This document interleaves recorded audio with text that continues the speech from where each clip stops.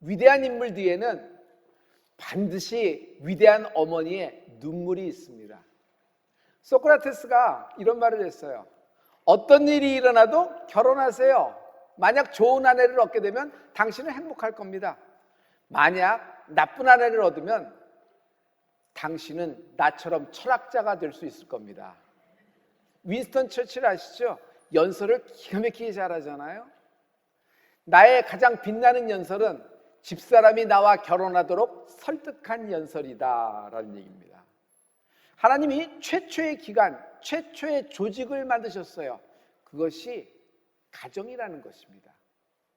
저는 하나님의 최고의 걸작을 어머니 창조를 뽑습니다.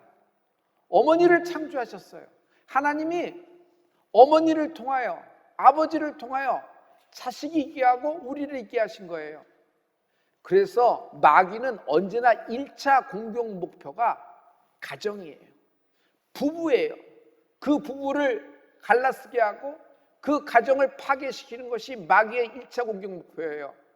그래서 우리가 항상 그렇게 기도하잖아요. 부부 사이에 낀 문제, 부부 사이에 낀 사물, 부부 사이에 낀 인생, 내가 나서는 예수를 명하니 뿌리채 뽑혀 밖으로 쏟아질지어다.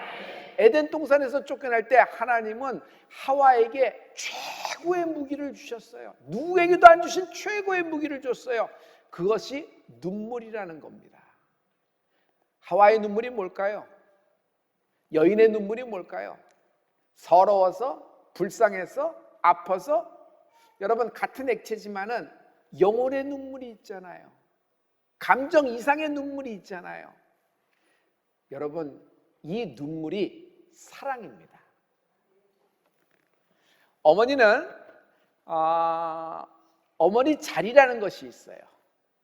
어머니 자리는 아이를 낳았다고 자동적으로 주어지는 것은 아니죠. 어머니가 자녀를 축복합니다. 그 축복을 할 때 눈물로써 축복하는 기도는 절대로 땅에 떨어지지 않고 그 아이를 세워줍니다. 강한 남편이 있어요. 제멋대로인 자식이 있어요. 그러나 모두 어머니의 눈물 앞엔 무너지게 되고 다시 세움, 회복이 있는 역사가 있습니다. 그러므로 눈물이라는 것은 영혼의 울림입니다. 영혼에서부터 나오는 어떤 그 고귀한 그 눈물, 하나님은 이 눈물을 기뻐하십니다. 아내가 막 남편 앞에 울어요.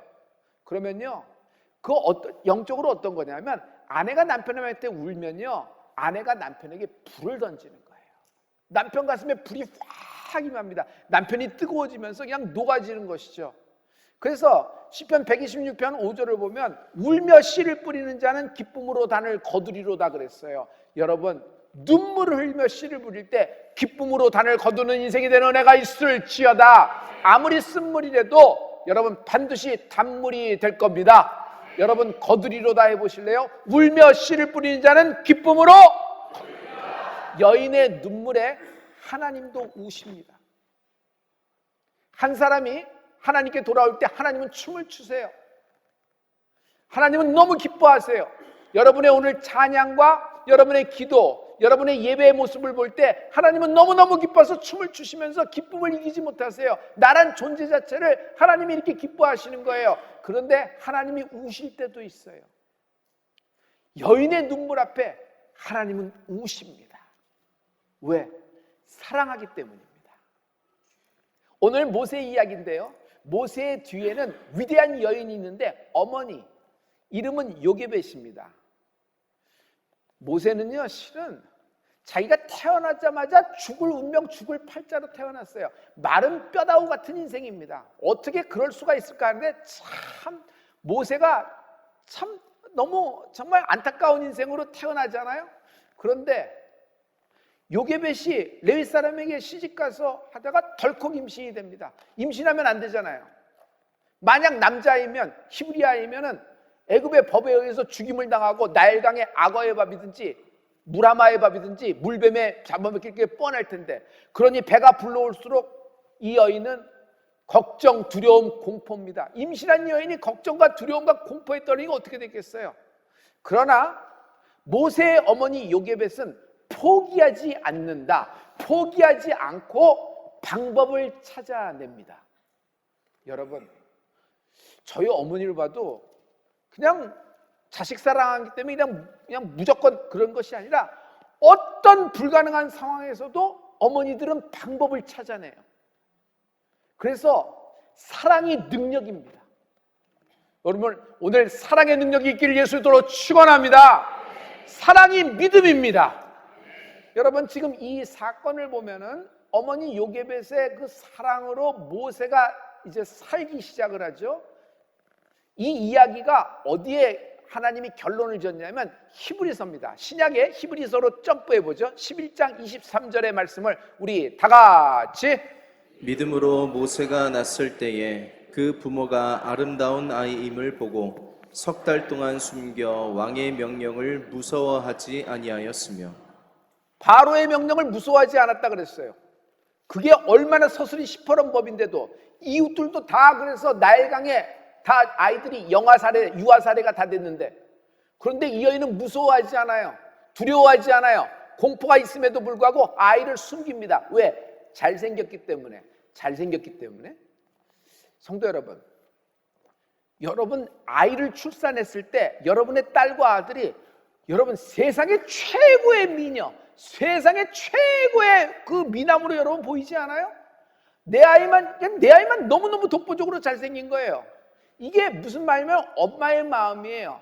이 아이만 특별히 잘생겼기 때문에 이런 마음이 든 것이 아니라 잘생기게 보이도록 엄마 마음에 쏙 들도록 하나님이 그냥 딱 붙여서 역사하신 거라고 나는 생각합니다.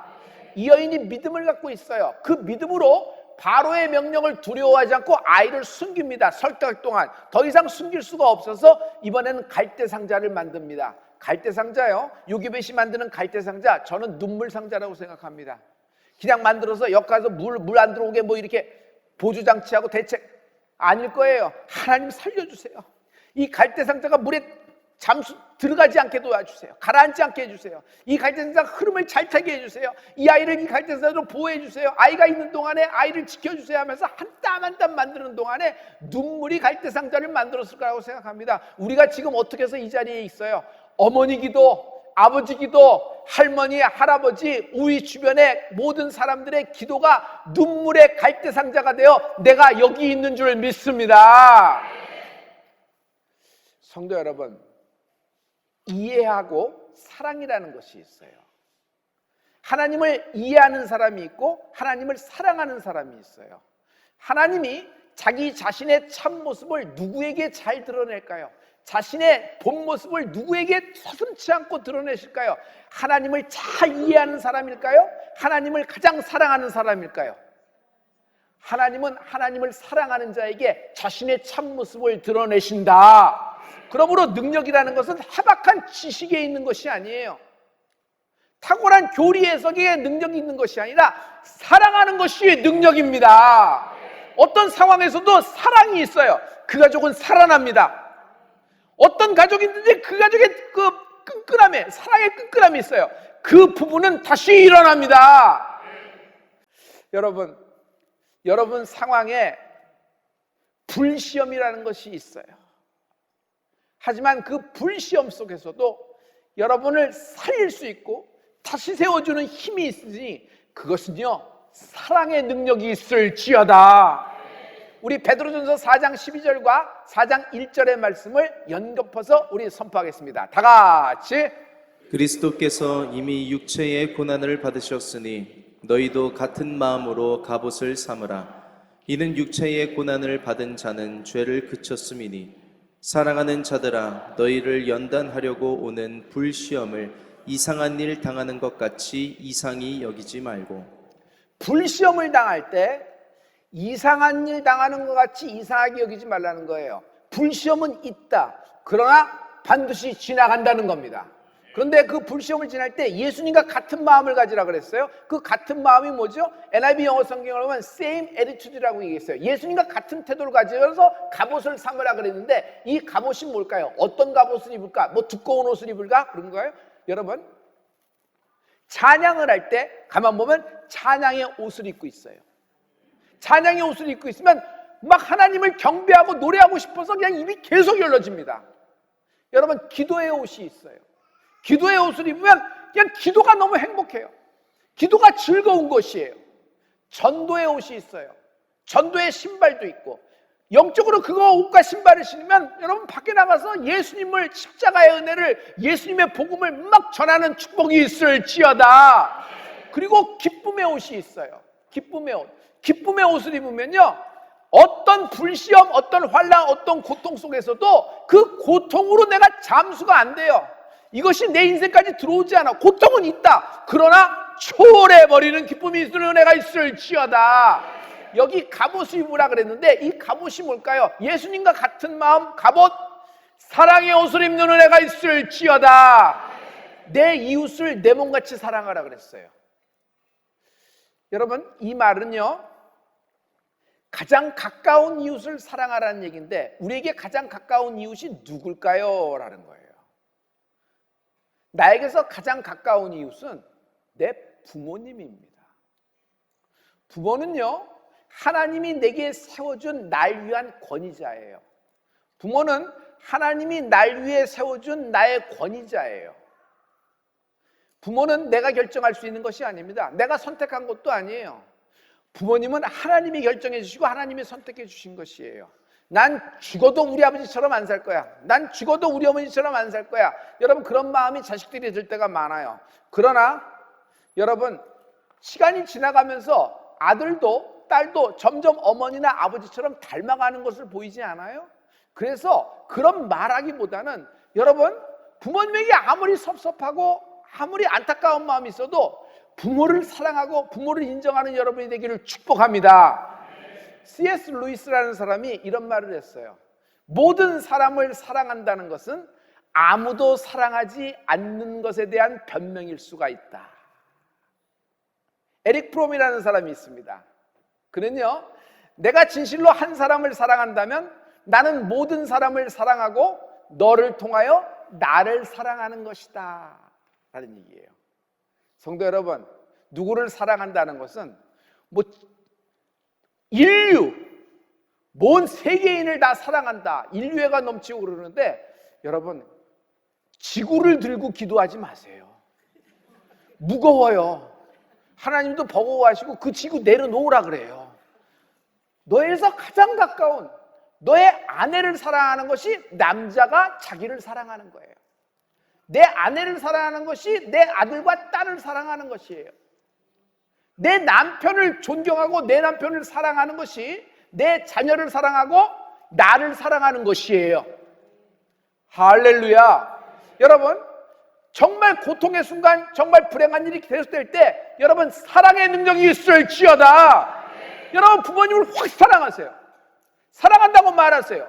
여러분, 녹아질 수 있어요. 할렐루야. 할렐루야. 남편이 아내를 사랑하면 아내를 통해서 전 세계를 사랑하는 거예요. 동시에 이 남편이 자기 자신을 사랑하는 것이 돼요. 제가 결혼한 이유가 분명합니다. 왜 결혼했냐면 저는 여행을 좋아하는데 이 좋은 경치, 좋은 광경, 좋은 곳을 더 이상 나 혼자 있을 수 없다 생각해서 같이 보고 싶다는 거였어요. 여러분, 좋은 음식이 있어요. 맛있는 음식이 있어요. 오늘 점심이 기대됩니다. 근데 오늘 좋은 음식, 이거요, 아무리 좋은 음식도 혼자 먹을 때, 혼밥할 때 이게 맛있어요, 맛없어요? 그냥 스스로가 불쌍해져요. 자기는 갑옷이다, 멘탈이 이렇다 그러면서 그냥 혼자 밥을 먹는데 무슨 재미가 있어요? 이게 사랑하는 사람하고 좋아하는 사람하고 먹을 때 얼마나 좋아요. 이렇게 같이 예배를 드리고 같이 식사할 때 여러분, 입맛도 당기고 여러분, 얼굴이 펴지고 그리고 소망이 생기는 은혜가 있지 않으세요? 삶이 어렵고 고통스러울수록 사랑하십시오. 여러분의 삶 가운데 불시험이 있다고 하더라도 여러분, 불시험 가운데 사랑하는 여러분이 되길 예수 이름으로 축원합니다. 우리 부모님이 우리를 어떻게 사랑했는지 제가 수치로 얘기를 한번 해보기로 하네요. 1950년대 한국의 국민총생산이 얼마인 줄 아셨어요? 미화 60불이에요. 미화 60불. 지금 미화 60불 당시에 제가 도표를 좀 살펴봤더니 필리핀은 우리가 60불일 때 300불이었어요. 에티오피아는 우리가 60불일 때 150불이었어요. 우리 부모님들은 60불 당시에 그 환경과 그 상황 속에서도 나를 길러내신 거예요. 나를 교육시킨 거예요. 나에게 사랑을 주신 거예요. 여러분, 지금 대한민국 작년에 통계청 자료에 의하면 33,745불입니다. 지금은 엄청나게 대한민국이 잘 살게 됐어요. 여러분, 우리가 왜 이렇게 잘 살게 됐을까요?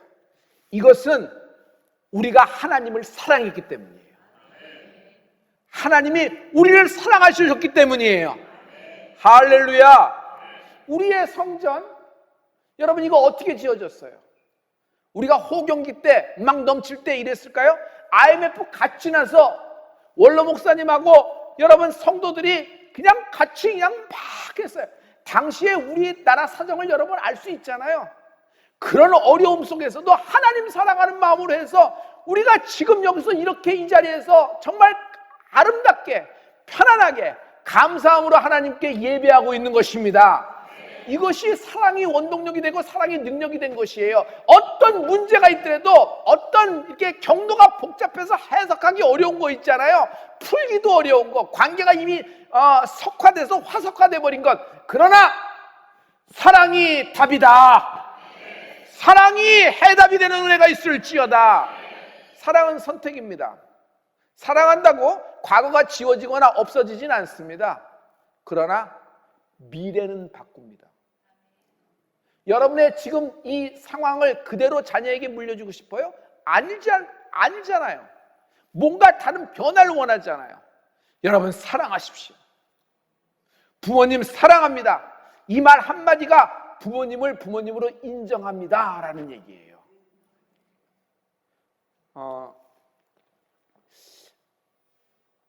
어릴 적부터 부모 없이 혼자 자라면요, 울타리가 없는 아이로 크기 때문에 아이가 고아 같아요.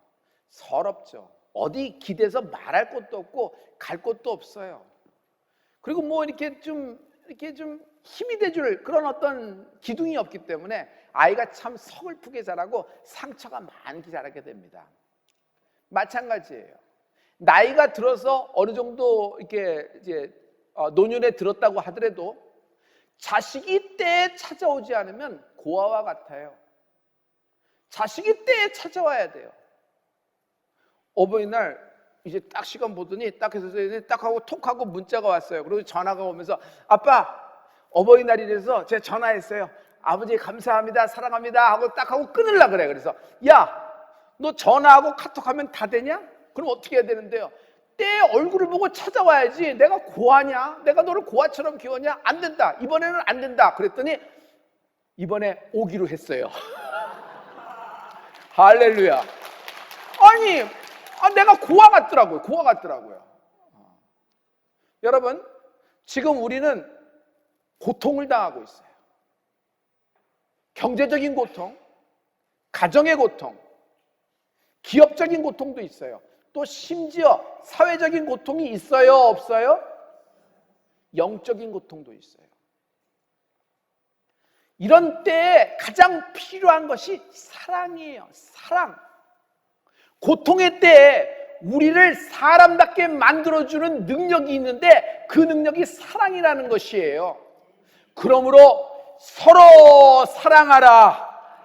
서로 사랑하라. 구만리장천 떨어진, 아니 무슨 지구 덩체의 인류 전체를 사랑한다고 얘기하지 마시고 그 무거운 지구 내려놓고 가장 내 옆에 있는 아내를 사랑하세요.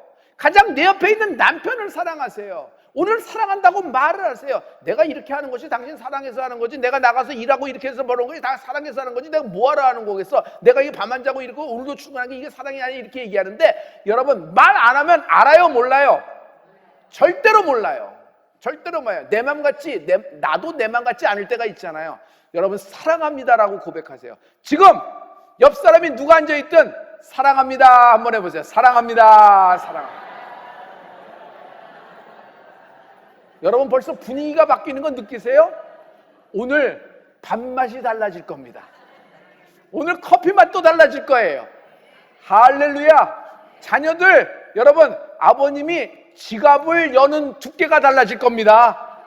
그래서 아들, 며느리, 사위, 또 딸, 부모님과 같이 예배하는 모든 자손들, 여러분 같이 예배하려고 성전에 나오는 모든 아들, 딸들 있죠? 여러분, 이분들 정말 효도하고 있는 겁니다. 서로 사랑하는 은혜가 있을지어다. 서로 사랑하라는 것을 좀 더 실감나게 좀 이야기해 보기로 원해요. 여러분, 여기서 뭔가 깨달음이 있을 줄 믿습니다. 서로 사랑하라는 말씀의 배경을 볼 필요가 있어요. 지금 최후의 만찬 시간이에요. 갑자기 가룟 유다가 화가 팍 나서 여태껏 품고 있던 것을 실행에 옮기고자 문을 꽉 닫고 나가버립니다. 이제 조금 있으면 가룟 유다가 로마 병사를 끌고 올 거예요. 겟세마네에 와서 예수님께 키스를 합니다. 그 유다의 키스, 내가 예수님을 가장 사랑합니다 하면서 키스를 하면서 이가 나사렛 예수님 잡아가십시오. 마지막에 예수님은 고난받으시고 비아돌로로사 골고다에서 죽으실 것입니다. 이 모든 것을 예수님이 잘 알고 계시는 거예요. 이런 상황이 되는 거예요. 이런 절박한 순간에 예수님이 서로 사랑하라고 하신 거예요. 십자가 처형을 앞두고 본인이 이제 고난과 죽음을 앞두고 제자들이 얼마나 많은 충격을 받고 얼마나 많은 실망을 하고 그들이 갖고 있는 꿈들, 그들의 인생의 황금기를 예수님과 사용했어요. 가슴에 부풀었을 겁니다. 근데 예수님이 돌아가신다 그러면 이게 산산조각이 나잖아요. 이후에 제자들이 겪게 될 허탈감과 좌절, 공포, 두려움은 상상을 초월하게 될 것이에요. 마치 메마른 뼈다구처럼 느껴질 수 있을 거예요. 예수님은 이 모든 것을 제자들의 심리를 너무 잘 알고 있었어요. 그래서 이 12 제자들이 끝까지 절망하지 않고 좌절하지 말고 넘어지지 않게 하는 힘이 있어야 되는데 그것이 사랑밖에 없다는 거예요. 예수님이 서로 사랑하라 할 때 12 제자 보고 베드로야 로마 제국을 사랑하라 그러셨어요? 너희들은 배 타고 나가서 신대륙을 발견해서 신대륙을 사랑하라 그러는 거예요? 너희들끼리 사랑하라는 거예요. 너희 제자들끼리 너희들을 사랑하라는 거예요. 예수님은 가룟 유다는 자기 팔자 아는데도 불구하고 그를 사랑합니다. 자기를 찌른 자를 용서하십니다. 그리고 그렇게 수모와 멸시를 준 자를 위하여 하나님께 기도하는 예수님의 사랑을 찬양합니다. 성도 여러분, 예수님의 보혈은 날 사랑하신 증거입니다. 현대인에게 피가 모자라서 유대 청년이 피를 수혈한 것이 아니에요. 오직 하나님의 보혈, 독생자 예수님의 보혈 외에는 우리가 구원받을 수 있는 길이 없기에 죄 없으신 그분이 성육신하여 우리를 사랑하사 피를 흘려주신 것이다. 성경은 창세기부터 계시록까지 먹으로 잉크로 쓴 것이 아니에요. 피로 쓴 거예요. 예수의 보혈로 쓴 거예요. 그래서 성경을 읽을 때, 하나님의 말씀을 읽을 때 이것을 해서 이런 것도 중요하지만 하나님의 사랑을 느끼는 은혜가 있을지어다. 성령을 받으면 제일 먼저 나오는 게 뭐예요? 하나님 사랑합니다 하는 거예요. 성령은 누구에게 주세요? 성령을 누구에게 주세요? 하나님을 사랑하는 자에게 자녀 삼으심을 증거로 하나님이 나와 동거함을 만민이 알게 하여 주시옵소서. 여러분, 사랑의 능력이 있을지어다. 사랑하면요 풀 수 있어요. 그 어려운 것이 사랑의 답이 있어요. 여러분, 누구를 사랑할까 고민하지 말고 내 배우자, 내 남편, 내 아내부터 사랑하는 은혜가 있을지어다. 이 사랑에 하나님의 놀라운 능력이 우리하고 함께하길 예수님 이름으로 축복합니다.